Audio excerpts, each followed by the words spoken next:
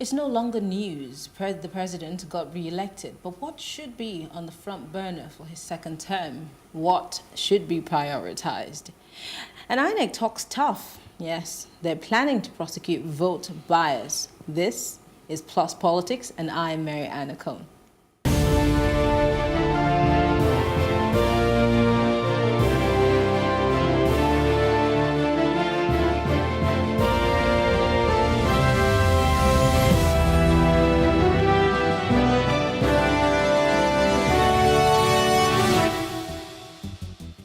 As part of strategies to curb vote buying and other electoral offences, the Independent National Electoral Commission, INEC, has stated that its legal officers and select policemen will embark on a 3-month training on the prosecution of offenders. Now, joining me to discuss this and more, I have Mr. Jide Ologun. He's a legal practitioner. Thank you for joining us, Mr. Ologun.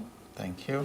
Also, we have Segun Shopita. He is the Board of Trustee Chairman for ACT Network. It's good to have you join us. Nice to be here.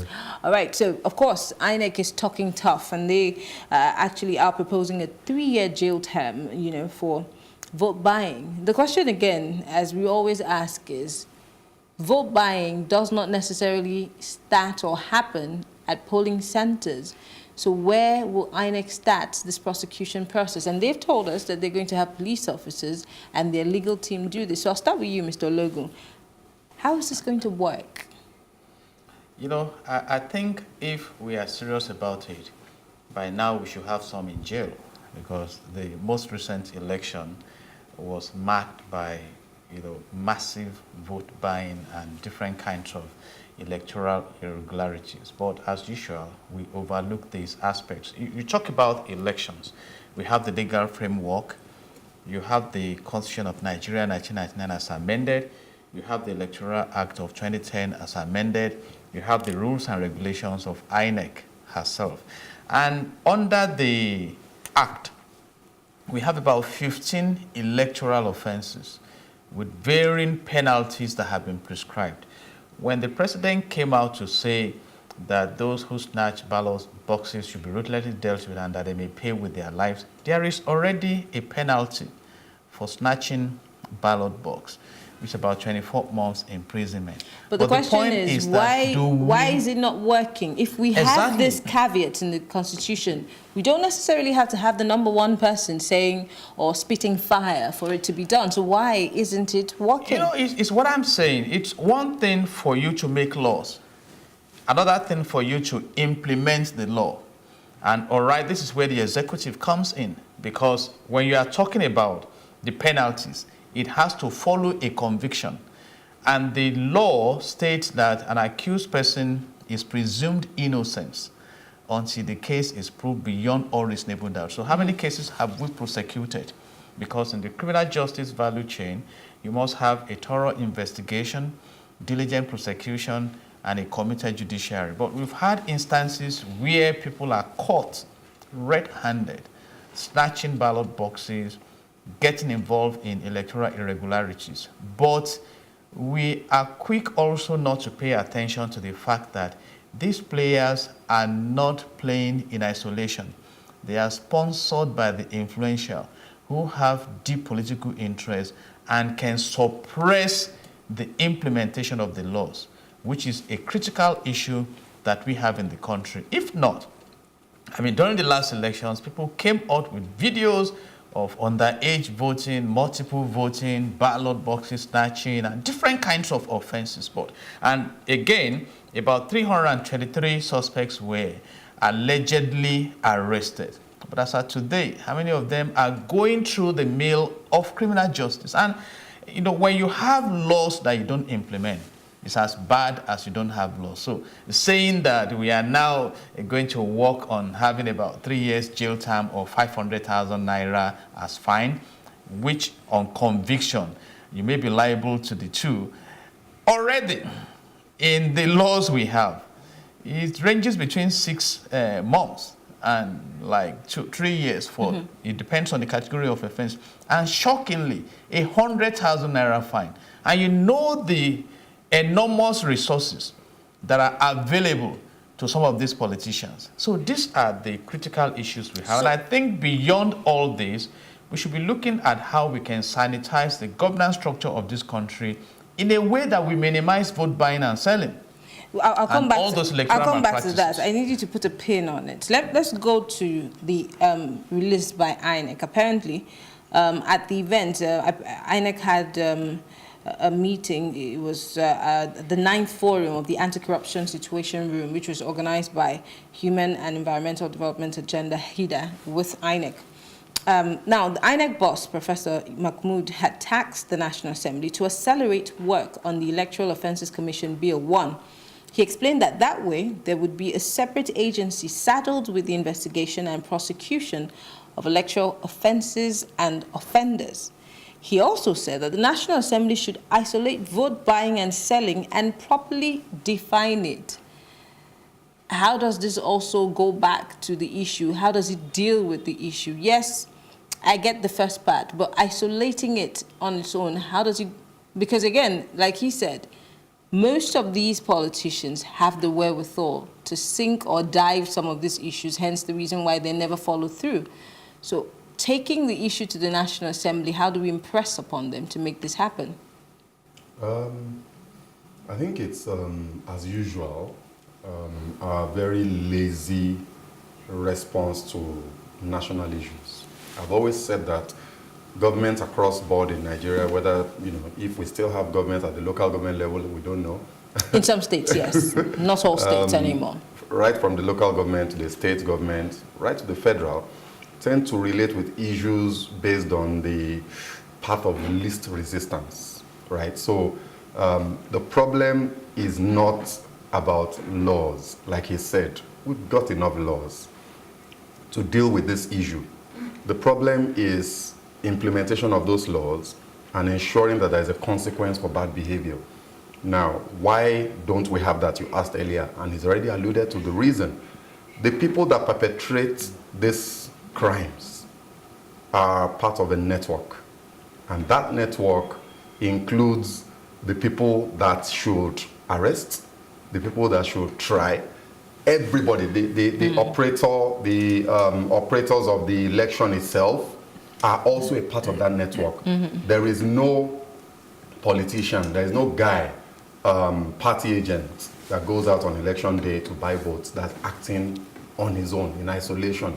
He's got the support of some bigwig somewhere who has paid off somebody in INEC, who has somebody in the police on his payroll, in quotes. So it's a web of everybody that should ensure that these things don't happen, actually perpetrating it. So as long as we've got that situation, it's going to continue. So, I mean, I'm not opposed to the bill, but I'm wondering, we have so many laws already. Absolutely. That are basically toothless. Absolutely. And then we're adding to it.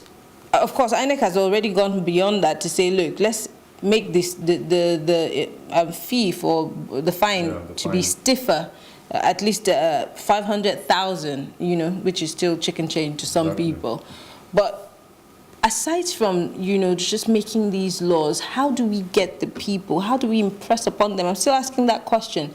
Because you can't tell someone to cut off their nose to spite their faces, especially if we have vested interests. And every politician, everybody who's running in an office or sitting in an office has vested interests. Where do we start? That's what I'm asking. There's something that they've proposed, which on the face of it is not a bad idea. In a more sanitized environment, it would make sense to have a specialized agency trained, equipped, deliberately enabled to deal with this special type of crime. I'm sorry, Mr. Shepard, to cut in. We have so many trained, equipped agencies and departments. That's why I said. And they're not really working. They're not even independent. So what's going to make this different? Because we ought to have something that we could refer, a reference point, but we have none. So what makes this different? That's why I said if the environment was a good environment where everything is working as it should, then this would have been a good idea. But we know that in Nigeria, our problem, look, the problem of vote buying can be tackled by the police. themselves, the police on its own. In fact, a lot of the problems that we have in this country can be tackled by the police. Our police is a brilliant institution. They've got great guys who know how to. They're well trained. Yes, absolutely. No, seriously. See, take your policemen outside, just like any other Nigerian operating in Nigeria. Remove them from the system called Nigeria. Place them elsewhere. They become high flyers. Our policemen win awards everywhere in the world when they go out to perform duties internationally. What is the problem? It's the environment. I think we need to bring it also to the societal values. In fact, I posit that you may not even need the police to resist vote buying and vote selling. You know, in a society where people have respect for democracy and where there is prosperity, the people themselves are the ones who will reject what you are offering. I mean, I did, in my community, a party, one of the mega parties came around sharing toothpaste and some petty things. And I had to question those who were collecting that 4 years in a toothpaste. Is your poverty that bad? You see, so we need people who we have a clear knowledge about what a decent society should be. What will you offer a young man in Canada whose education is assured, where there are health facilities, where there are jobs when they come out of school, or in the US where if citizens don't have jobs, they are catered for by the government. In your old age, you have access to your pension and special care. Then why should I sell my vote, or why should you come and buy vote from me when it is about service? And you see, as long as we don't deal with fundamental causes of problems, and we are just touching on the symptoms, we are beating around the bush. But are we not part of the problem? Because we always tend to, and I'm not in any way trying to absolve these corrupt politicians of what is happening, but we always tend to just dump it at their feet. But we also aid and abet. They understand. They don't come to you. I don't know of any politician who come to you directly and say, I want to buy your vote. You know what? They understand how it works, and they provide the right atmosphere for that evil. How do you mean? I mean, now, my country, so blessed with natural resources, was classified at the headquarters of poverty, and you just need to drive around Lagos to persuade yourself that that is the truth for now. So you see these displaced young men and women from the northern part of the country or from wherever who sleep around on the street, living under abject condition. And a politician is coming to say, hey, give me your PVC, take 10,000 naira. I don't know how many tubers of yam this boy will push from mile 12 to the cellars to make 10,000 naira. And the politician says, okay, in the season of this election, I will feed you, I'll buy you your tramadol, I'll get you drunk, play my bid. And this is what we have. This is what we have. So it's as if the poverty itself is a tool in the hands of some politicians, because I still cannot explain why Nigeria should not be prosperous. And until this cloud of ignorance is lifted, rightly, like you mentioned, on the part of the people who know there is a better life. You know, once in a while, I look at myself and I wish I never had the opportunity of traveling to other countries of the world. Maybe I will be in the dark concerning how a decent human society should be. It's a sad story. You see, so the thugs are available, and we christen them from time to time. They're either banditry or this or hooligans or whatever. And we have also said it and trying to talk to some young ones that, hey, when these politicians are going to collect their victory certificates, they go with their wife and children, not with their thugs. But are these thugs, with the conditions they are subjected to, are they willing to see any reason? And that is why the job is enormous. But having said all this, a democracy is the government of the people, by the people, and for the people. And there are two critical sides to it. The procedural, which touches about how we vote and things like that, and the substantive element of a democracy, which is putting a structure in place to manage the affairs of the people. So the responsibility starts with the government also, to make sure that we have a decent society. Donald Trump was explaining himself why he intends to be tough, and that man has almost fulfilled all his promises, except the battle for the Building the Mexico wall. Okay. That he cannot imagine that people are invading their country, stealing their wealth, bringing crime, that he needed to take care of the people, human development and things like that. And I think that is what governance is all about. And unless we migrate back to that right part of democracy. All right. Let me just go to Segun. Segun, you are of ACT Network, and of course, just as the name says it, you're a non-governmental organization. Now, he made a point. The people have a role to play, but there is some form of ignorance, a cloud that is on a lot of people, hence the reason why we have more vote buying every day. But those who are not ignorant, the likes of you and the barrister and all the other people who have an idea of what is happening, whether it be deliberate or causative, what are we doing to educate those who are ignorant, to bring them into the know, to open their eyes so the scales can fall off, so that they can also line up behind those who know and kick these corrupt politicians to the curb? Absolutely. I mean, so you basically said it all. When Barrister was talking, he spoke about the poverty issue, right? And it's become common knowledge, or I don't know, but amongst those of us that are involved in the process, we know that the poverty trap that the average Nigerian finds himself in is contrived. It's not an accident.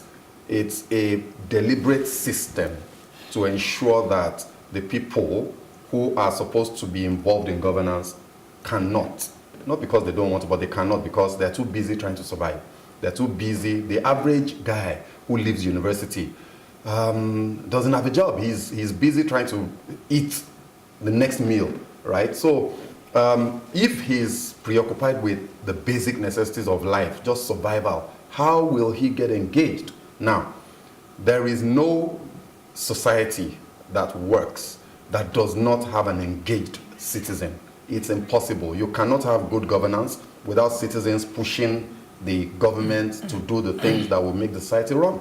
Now, that's the conundrum that Nigeria finds itself. It's that so many people are trapped in poverty and can't act. But like you say, I believe that we've got a group that has the wherewithal and that needs to sit up. We're just simply too laid back. So we've got a middle class that has kind of grown in the last 10 years. We've seen the return of the middle class. We've seen, shopping malls, begin to bloom. Cinemas are there. So we know that there is a group of Nigerians, I don't want to put a number to it, but it's a significant number, that are driving the economy and that have the financial muscle to make things happen. And we're saying to those people, and the message has to be that they've got to act. Just like we say, you've got to get involved, get engaged. How? I keep using the example of the Freedom of Information Act. The FOI has been passed into law 5 years now, and very few people have successfully pushed anything. That's a whole kettle of fish on its own, because if I want to go into that, you probably wouldn't go. Because the government will try to frustrate you, right? So Nigerians, especially the middle class that have the financial muscle to survive, to think a bit more than the food, the meal, have got to commit their resources, their time, and their energy to pushing for a Nigeria that would all like to see. Okay. A society that works, so that when we travel to the UK or the US, we don't feel sad when we're about to go back home. Yeah, well, I'm sure it happens to all of us. Well, we have a video of INEC at that event talking about vote buying. Let's just take a quick look at it, and when we come back, we'll be wrapping up on this segment.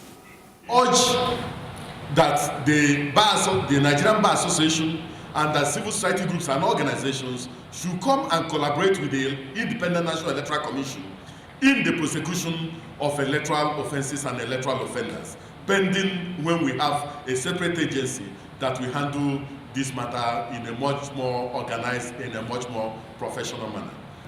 But the NGOs must realize that there is a limit to the struggle for change if we just write reports to please fund us. What is important is the destiny of our country, and that is why we have to address political power very seriously. You have extreme poverty and high unemployment situation, clearly speaking that this issue will continue to be there. And therefore, I think we must look at the issues holistically and approach them, because there must be good governance. Well, the issue of good governance will continuously be a firm burner issue for us, whether we like it or not. But I'd like to say thank you to you, Mr. Jide Ologun, for speaking with us, and Segun Shopita, thank you so much. We'll take a break, and when we return, we'll be talking about the president's second term. What are Nigerians expecting of this new presidency? Stay tuned.